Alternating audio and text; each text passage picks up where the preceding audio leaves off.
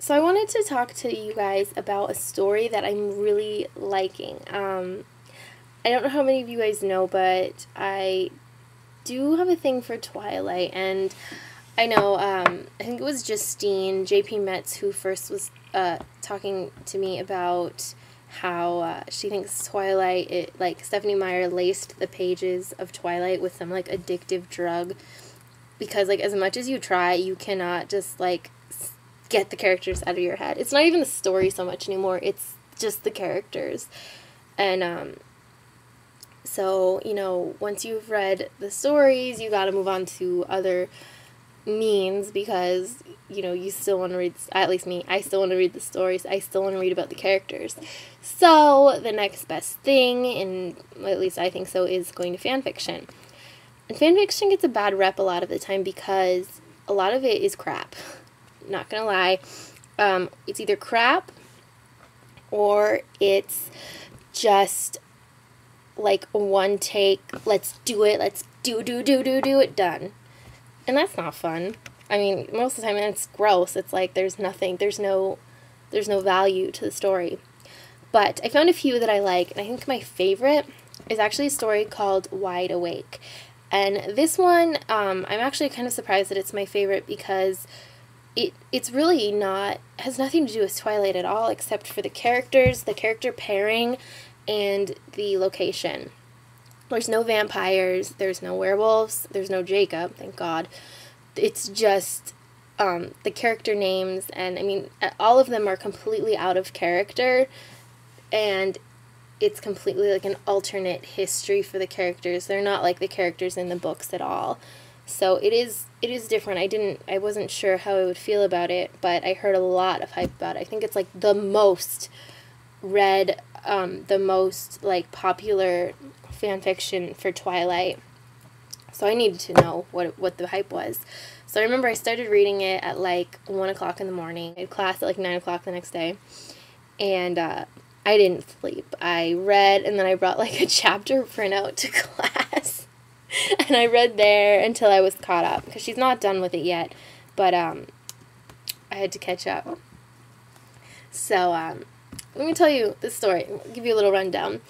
Edward and Bella both suffer from like hardcore post-traumatic stress disorder from events that happened in their past, and so they don't really sleep. And because they don't sleep, you know, they just try to do different things during the day. Because if they do sleep, they get really, really vivid, scary, crazy dreams that, you know, completely screw them up even further. So they try not to sleep, and they can't figure out how to make themselves sleep without these dreams. They've gone to therapy, or at least Bella, I think, has gone to therapy, talks to stuff. No, blah.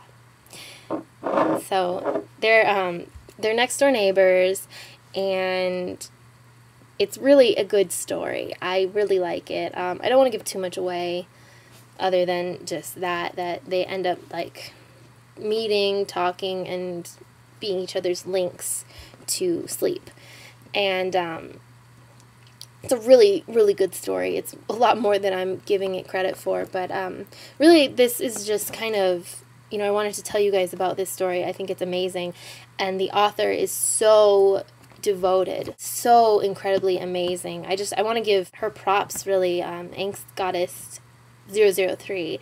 She's amazing. You are fantastic. I don't know if you'll see this or anything. You are so devoted, so in-depth. I mean, just the amount of time and patience and thought and effort you put into your story is completely amazing. So thank you so much for sharing this with us. I know you don't need to. Just looking at the comments on your live journal, there's like so many people that are so pushy that, no, you need to get this out. You said you would. I have to do this today, so you have to get it done for me. Gotta give you props for ignoring that and not letting it get to you.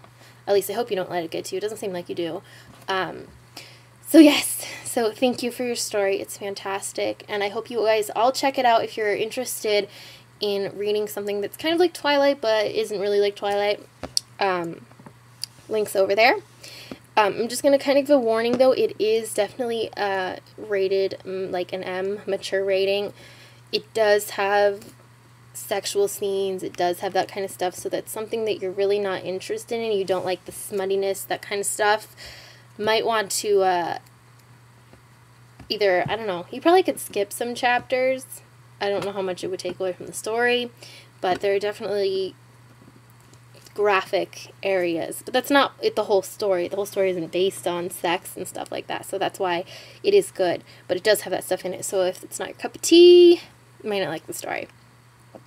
So that's all this is. I've talked way too long about it.